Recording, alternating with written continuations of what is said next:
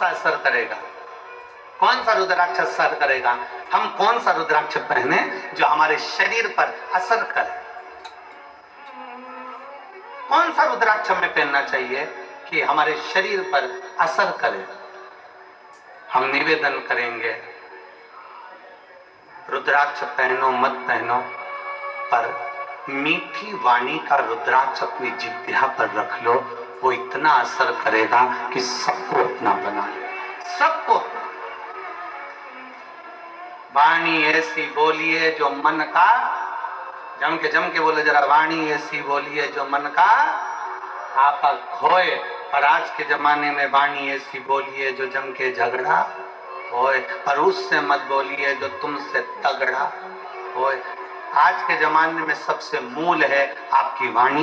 वाणी की श्रेष्ठता हो तो समझ लो कि पूरी दुनिया तुम्हारी है, और वाणी की श्रेष्ठता नहीं तो दुनिया तुम्हारी अपने भी। एक सास के पास में अंगूठी भी है, एक सास के पास में चेन भी है, एक सास के पास में जेवर भी है, एक सास के पास में दुनिया की प्रॉपर्टी भी है, एक ससुर जी के पास में सब कुछ है। सास ससुर के पास में प्रॉपर्टी है, जमीन है, बंगला है, गाड़ी है, पैसा है, धेला है, सब कुछ है। और मान लो उसकी वाणी अच्छी नहीं हो तो घर में 4 बेटे 5 बेटे 3 बहुएं 4 बहुएं 5 बहुएं, कोई उसका होगा? जम के बोलो जरा, नहीं। और अगर आपके पास में कुछ भी नहीं है, आपके पास में ना प्रॉपर्टी है, ना गाड़ी है, ना बंगला है, ना जमीन है, ना जायदाद, कुछ भी नहीं, और उसके बाद अगर आपके पास में मीठी वाणी है ना, बस मीठे शब्द है ना, तो पड़ोसी भी आकर तुम्हारी गुलामी कर कर चले जाएगा, पड़ोसी भी आएगा तो तुम्हारी सेवा कर कर चले जाएगा। बुढ़ापे का परम आभूषण है, बुढ़ापे का परम आभूषण है आपकी मीठी वाणी। बुढ़ापे का परम आभूषण है आपके मीठे शब्द।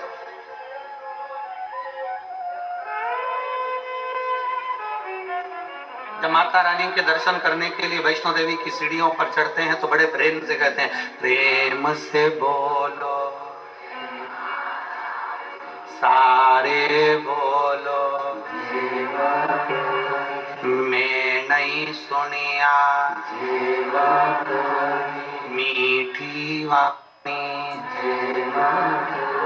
प्रेम से बोलो। हम आप क्यों कह रहे हैं कि प्रेम से बोलो? माता जी के पास जा रहे हो, अपनी माँ के पास जा रहे हो, माता रानी के पास जा रहे हो, इसलिए का प्रेम से बोलो। अब वैष्णो देवी से मिलने जा रहे हो तो मैं चिल्ला चिल्ला कर प्रेम से बोलो। अब जरा विचार करो, अपनी सास से मिलने जाओ तो प्रेम से बोलो। अंगूठी मिलेगी, चाबी मिलेगी, प्रॉपर्टी मिलेगी, मैं नहीं सुनिया। मैं नहीं सुनिया मतलब सास कहेगी मैं नहीं सुनिया।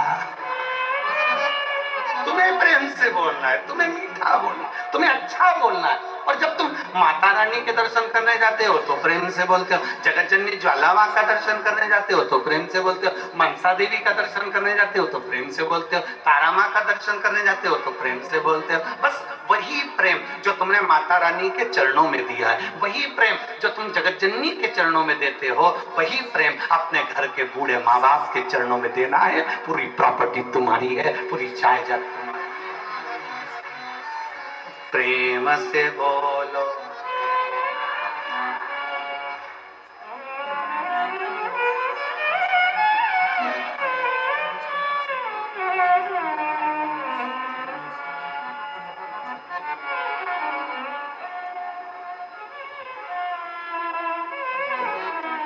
बस एक मीठी वाणी,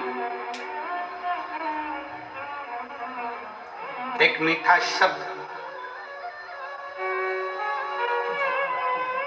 आपकी जिह्वा के मीठे उच्चारण भगवान के करीब में लेकर जाते हैं।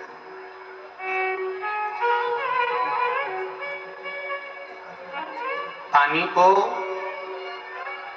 वाणी से अमृत बनाना सीखो। लोग कहते हैं गुरुजी कौन सा रुद्राक्ष? ठीक है, महापुराण में 1 मुखी से लेकर 14 मुखी तक रुद्राक्ष का वर्णन है। स्कंद पुराण के अंतर्गत 1 मुखी से लेकर 21 मुखी तक रुद्राक्ष का वर्णन है। लिंग पुराण में रुद्राक्ष की महत्वता है। ये रुद्राक्ष कौन सा हमारे लिए अच्छा होगा, कौन सा रुद्राक्ष पहनना चाहिए, कौन सा रुद्राक्ष धारण करना चाहिए, शिव महापुराण की कथा कहती है जो भी रुद्राक्ष उत्पन्न हुआ वो भगवान के नेत्र अश्रु से उत्पन्न हुआ।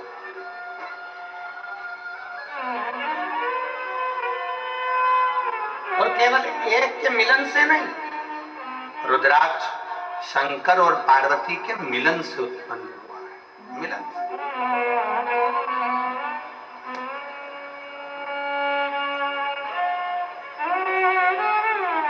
मेरे ओघड़नाथ, मेरे भोलेनाथ, मेरे शंकर, मेरे त्रिकालदर्शी, कैलाशी, अविनाशी। एलईडियां चालू करवाइए पीछे की एलईडी, पीछे की एलईडियां चालू करवाइए। मेरे ओघड़नाथ, मेरे त्रिकालदर्शी, मेरे कैलाशी, मेरे अविनाशी, मेरे शिव। बैठ जाओ, हो रही है, बैठ जाओ, हो रही है। मेरे शंकर, मेरे ओघड़दानी, मेरे त्रिकालदर्शी, मेरे कैलाशी, मेरे अविनाशी, मेरे शंकर बैठे थे और बड़े आनंद में विराजमान थे। तभी मां जगत जननी भगवान शंकर के पास में आती हैं और उनके नेत्रों को अपने हाथों से बंद कर लेती है।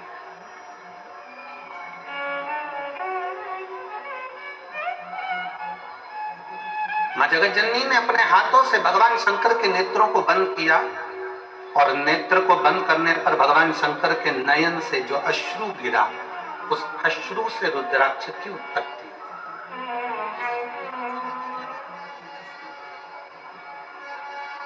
अब यहां पर यह वर्णन नहीं आया कि अश्रु से 1 मुखी रुद्राक्ष हुआ, कि अश्रु से 2 मुखी रुद्राक्ष हुआ, कि अश्रु से 3 मुखी रुद्राक्ष हुआ, कि 4 मुखी हुआ, कि 14 मुखी हुआ, कि 21 मुखी हुआ।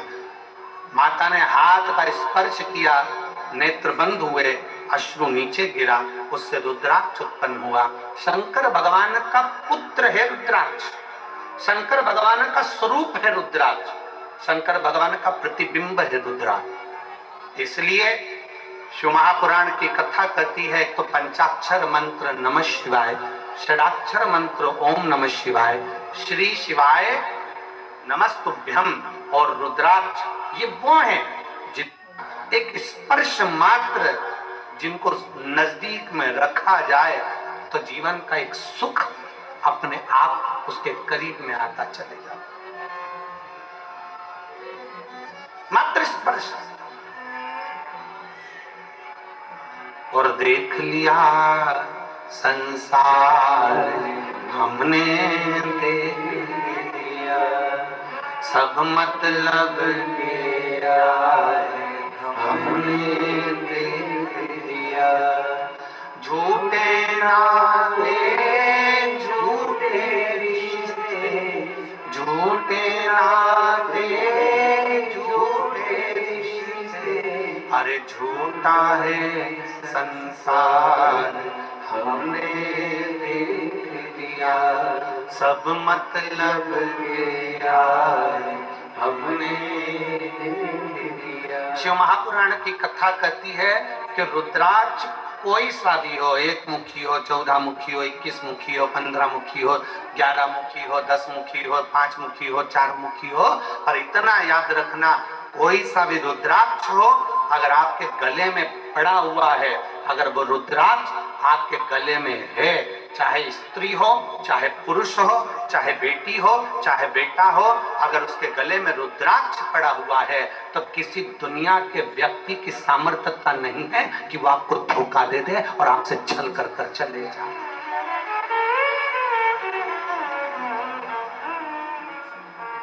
किसी की सामर्थ्यता नहीं है कि वो आपके साथ में छल कर जाकर, रुद्राक्ष है।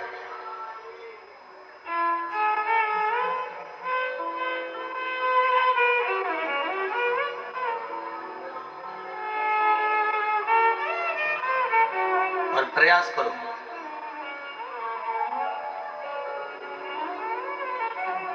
जितना समय मिलता है ना उतना समय अपने बच्चों को संस्कार देने में भी लगाया करो, थोड़ा थोड़ा समय, थोड़ा सा।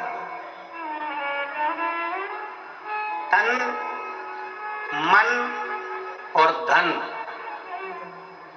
ये तीन अगर ठाकुर में नहीं लगते, ठाकुर मतलब जानते हो ना, हमारे आगे बैठे हैं लड्डू गोपाल जी, ठाकुर जी, शंकर जी, भोलेनाथ जी, राम जी, ये सब तन, फिर से बोलो, तुम लोग बोलो क्या क्या चीज, तन, मन और धन, ये तीन ठाकुर में नहीं लगते तो ठेके पे लग जाते हैं। याद रखो क्या क्या चीज, जम के बोलो जरा, तन, मन और धन अगर भगवान में नहीं लगते, ठाकुर में नहीं लगते तो ठेके पे लग जाते हैं। इसलिए अपने तन को भी परमात्मा में लगाओ और मन को भी परमात्मा में लगाओ, और थोड़ा धन हो तो उसको भी परमात्मा में लगाओ, तो गलत जगह पर नहीं जाए, ये गलत जगह पर नहीं पहुंचे। और याद रखना, अगर घर के बच्चे तुम्हारे गलत संगति में जा रहे हैं, कहीं ठेके तक पहुंच रहे हैं, मदिरा की दुकान तक पहुंच रहे हैं, गलत व्यसन तक पहुंच रहे हैं, समझ लेना कि कहीं ना कहीं हमारी चूक हो रही है।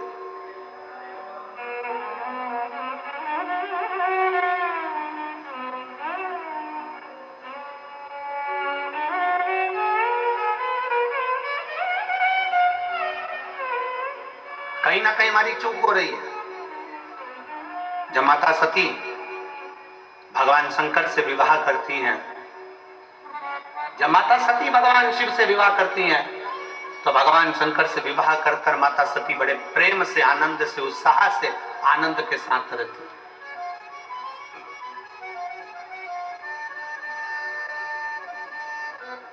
बड़ी उमंगता में माता सती रहती है, बड़ी उमंगता।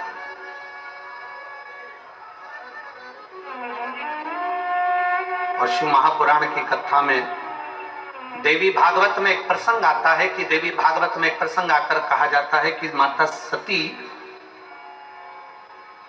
अगर अपने परिवार के साथ भी अगर कहीं बाहर निकल कर जाती थी तो माता सती के नेत्र नीचे की नीचे ही रहते थे। माता सती के नेत्र नीचे रहते थे।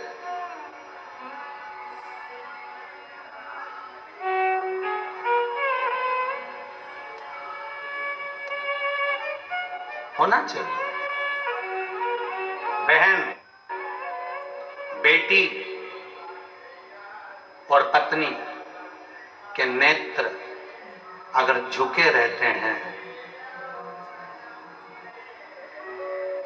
बहन, बेटी और पत्नी के नेत्र अगर झुके हैं तो उसके घर के भाई, बाप और पति का सिर कभी नहीं झुकता है। अगर बहन, बेटी और मां, पत्नी के नेत्र झुके हुए हैं, बाजार में निकल कर जा रहे हो, सभा में जा रहे हो, आपके नेत्र अगर झुके हुए हैं, बहन के नेत्र नीचे हैं, बेटी का नेत्र नीचे है, पत्नी का नेत्र नीचे है, तो उस घर के भाई को, उस घर के पिता को और उस घर के पति को कभी माथा नीचा नहीं करना पड़ता, छाती तान कर चलता है। उसको मालूम है मेरी बहन है, उसको मालूम है मेरी बेटी है, उसको मालूम है मेरा परिवार है, उसको मालूम है कि ये मेरे अपने।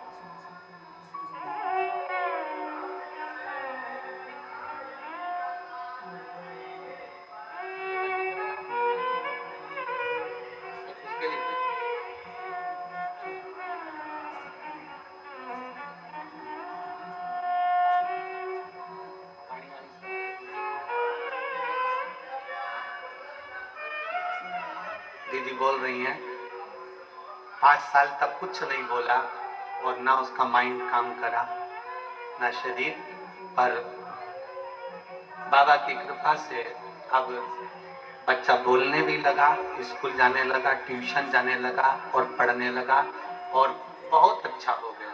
यही शिव कृपा। हर हर शिव तत्व की प्राप्ति। नेत्र झुके रहे। और फिर निवेदन है इस व्यासपीठ के माध्यम से आपकी दृष्टि अगर रहे तो श्रेष्ठ रहे। दृष्टि में भेद नहीं होना चाहिए, नयनों में भेद नहीं, गलत सोच, गलत विचार, गलत दृष्टि हमको गलत मार्ग की ओर लेकर चल जाए और फिर वही दुख, वही तकलीफ है हमारे जीवन में आती। वही हुआ क्या था, बिंदु और चंचुला की कथा कलाप ने श्रवण करी और भगवान ईश्वर जी और गौरा जी उनकी कथा के यजमान बने, शंकर पार्वती उनकी कथा के यजमान बने। किसकी गलती थी? बिंदु का ब्राह्मण था, चोरी नहीं करता था। बिंदु का ब्राह्मण था, छल नहीं करता था। बिंदु का ब्राह्मण था, बेईमानी नहीं करता था। केवल चंचुला देवी ऐसी आई और वो चंचुला देवी ने कहा कि तुम्हारे घर में मैं विवाह कर आई हूं, क्या है ये? तुम्हारे घर में कुछ भी नहीं, तुम्हारे घर में वैभव नहीं, तुम्हारे घर में धन नहीं। पति को उसने चोरी में लगा दिया, कहीं से भी लाओ, कहीं से भी लाओ, अल्लाह मुझे चाहिए। पति चोरी नहीं करता था, बिंदु चोरी नहीं करता। कभी कभी अपने मन में विचार लाइएगा कि बिंदु जब चोरी करता था, बेकार काम करता था, गलत काम करता था, तो उसके लिए शंकर भगवान जजमान बनने की क्या जरूरत थी? शिव जी को जजमान बनने की क्या जरूरत थी? शंकर जी को कथा सुनने की क्या जरूरत थी? उसकी मुक्ति के लिए शंकर जी ने क्यों प्रयास किया? क्योंकि बिंदु चोर नहीं था, बिंदु छली नहीं था, बिंदु का ब्राह्मण होकर भी प्रपंच नहीं करा। पर पत्नी चंचुला ऐसी आई और चंचुला ने कह दिया तुम्हारे यहाँ धन नहीं है, तुम्हारे यहाँ वैभव नहीं है, तुम्हारे यहाँ दौलत नहीं है, जाओ कहीं से भी लाओ। बिंदु ने कहा मैं ब्राह्मण हूं और सुन मेरी आय इतनी नहीं है, मैं इतना नहीं कमा सकता। तो पत्नी ने कह दिया चोरी करो ना। पर दुनिया के लोगों को यह नहीं मालूम, चोरी करने वाला हमेशा चोट्टा की चोट्टा ही रहता है। चोट्टे का कभी प्रमोशन नहीं होता। जिसका धन चले गया, उसकी अगर चेन गई, सामान गया, तो ये तो है कि बाबा उसको कहीं से कम आज नहीं तो कल, महीने 2 महीने में 3 महीने में उसको वापिस बड़ा मंगलसूत्र, वापिस बड़ी चेन भोलेनाथ उसको दिला देगा। पर चोट्टे का प्रमोशन नहीं होता, चोट्टा चोट्टा ही रहेगा। और तुम खुद देख लो कितने चोट्टे, कितना सामान चोरते। और आप लोगों से हम बार बार व्यासपीठ से कहते हैं, बार बार निवेदन करते हैं, जितनी कथा होती है हर कथा में कहते हैं अपनी चेन, कीमती सामान, मंगलसूत्र, अपने मोबाइल, कीमती कीमती सामान, हीरा सोना चांदी सब अपने घर छोड़कर आओ। क्योंकि जो डायमंड से बड़ा डायमंड है मेरा शंकर ओगड़दानी त्रिकालदर्शी कैलाशी, उसकी कथा सुनने के लिए जा। अपना जेवर अपने घर, 2 चीजें अपने घर में रखो कथा में आने से पहले, एक जेवर दूसरा तेवर। तुम कितने बड़े भी कुछ भी हो, अपने घर के हो, यहाँ तेवर भी मत दिखाओ कथा में आने के बाद। तुम मुझे जानते नहीं हो, फोन लगाता हूं, अब भी आगे बैठने की व्यवस्था करवाता हूं, तो जेवर और तेवर दोनों घर रखिए। शिव महापुराण की कथा में ना जेवर की जरूरत है, और जम के बोल दो जरा, ना तेवर की जरूरत है। तुम्हारी पहचान होगी किसी से भी, हमारी पहचान तो उससे है जो शमशान में रहता है, सीधा, उससे सीधी पहचान है।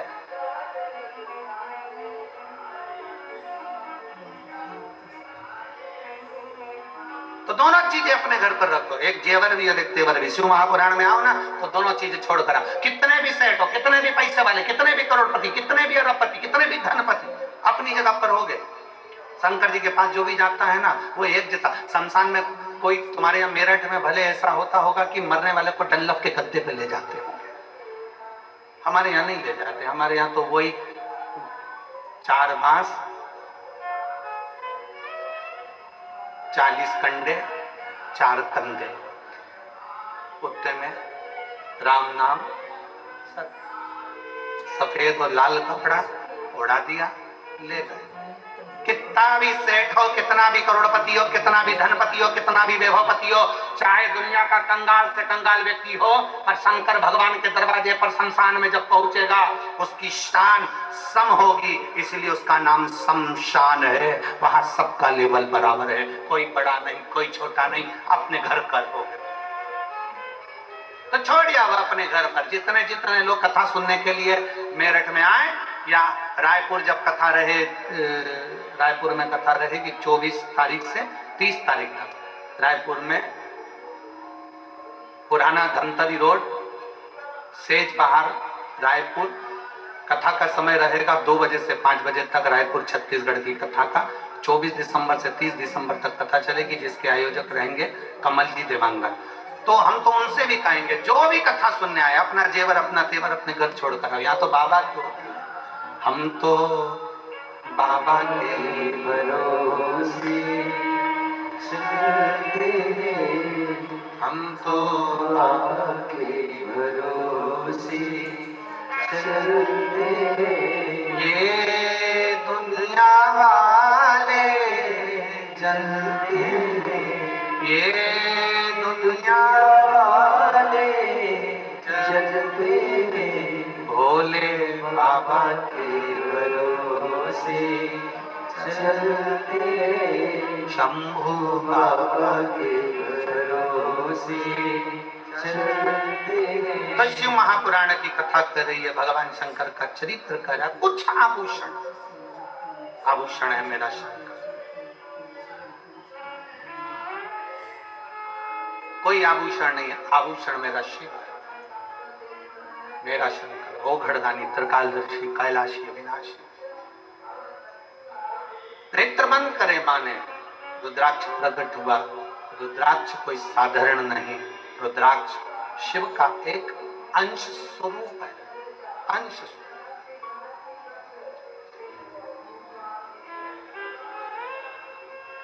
हमारे मार्ग को सुलभ बनाने का काम करता है रुद्राक्ष।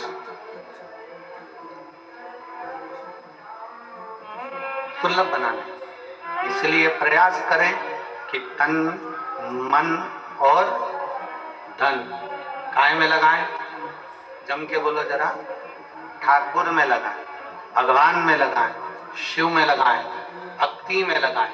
अगर ये तन भी अगर नहीं लगा तो एक दिन ये भी बेकार हो जाएगा, और मन और धन ये भी अपने अपनी मंजिल तक नहीं पहुंच पाए।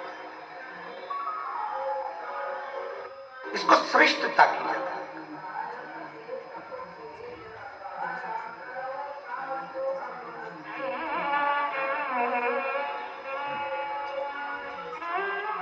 दक्ष प्रजापति ने जब माता सती का विवाह करा था भगवान शंकर के साथ में,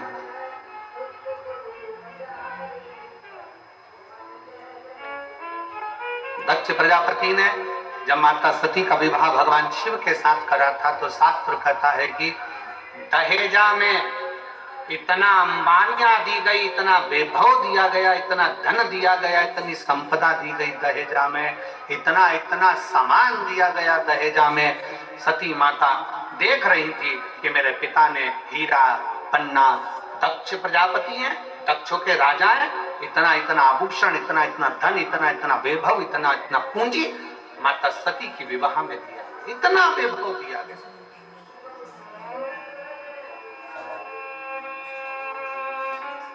और शिव महापुराण की कथा कहती है वो सतयुग था जिसमें सती माता के कन्यादान में इतना सारा आभूषण दिया गया था, इतना सारा धन दिया गया। वो त्रेता युग था जिसमें राम जी के विवाह के समय पर माता सीता जी को बहुत सारा दहेजा दिया गया था।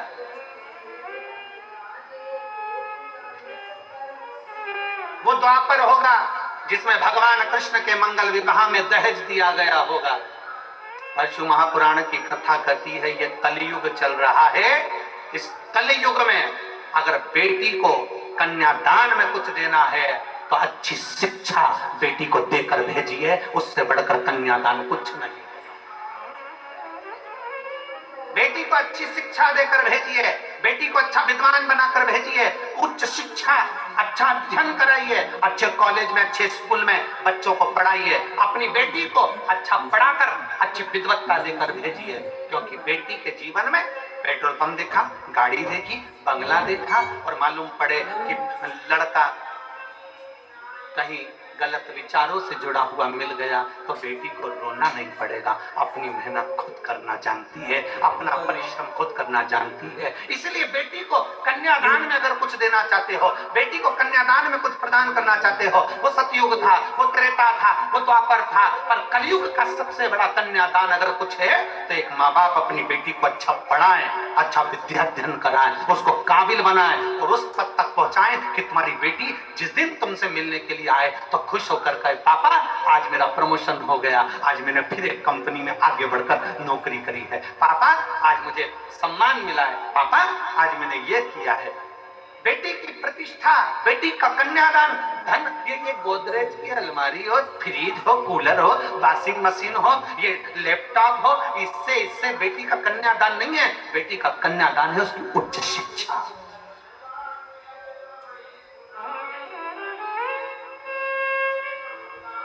बेटी का कन्यादान है उसकी अच्छी पढ़ाई।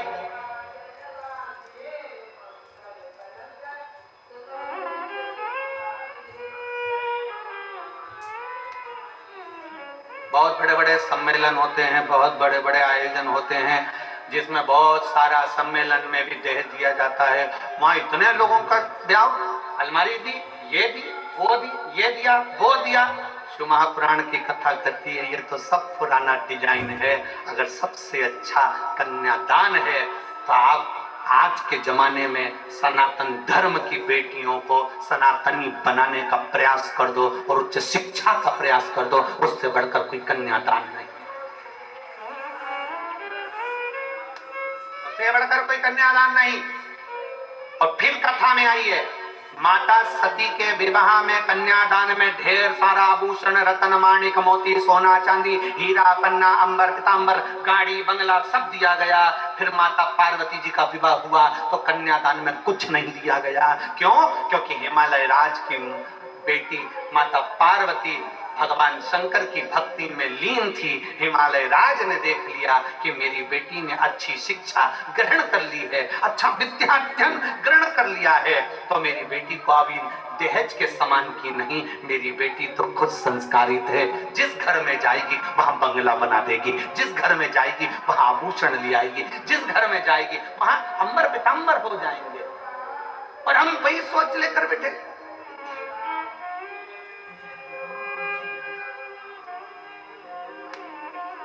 लड़का जन्म लेता है और घर के लोग जब ब्याह करने का समय आता है तो लड़के के माँ बाप भी सोचने में पड़ते, लड़की के बाप के पास में इतना सामान है, ऐसा लगता है देगा, वो तो देगा, वो तो देगा, वो तो देगा, वो तो देगा, वो तो देगा, वो तो देगा, अंगूठी तो देगा, चेन तो देगा, घड़ी तो देगा। अरे तुम्हें सोचना चाहिए कि लड़की के बाप के पास में कितना भी सामान हो, पर मेरा लड़का इतना बोल्ड है, वो कमाकर अपनी पत्नी को देगा और हमें भी देगा। ये बोल्डता होना चाहिए।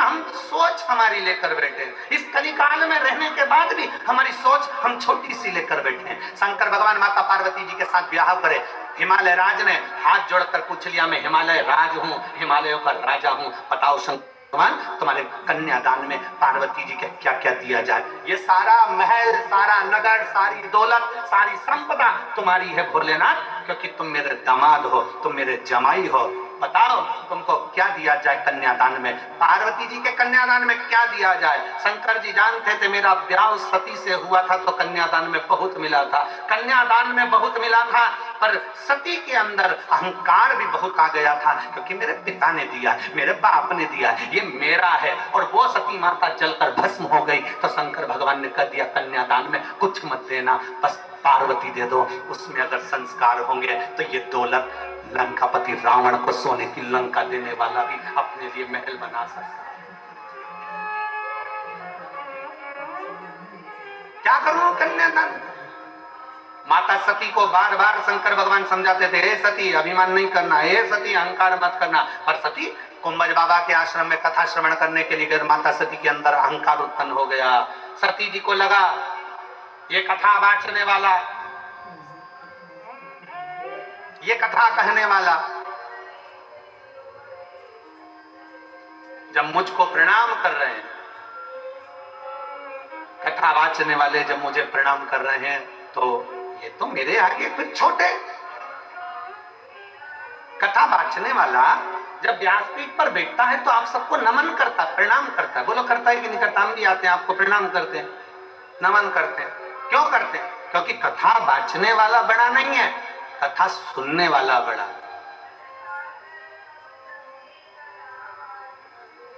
कथा बांटने वाला कभी बड़ा नहीं हो सकता, कथा सुनने वाला बड़ा। और वैसे भी सुनने वाले जितने हैं वो सब जमीन पर बैठते हैं। जमीन पर बैठते हैं तो जिनके पास जमीन होती है लोग उनको जमींदार कहते हैं।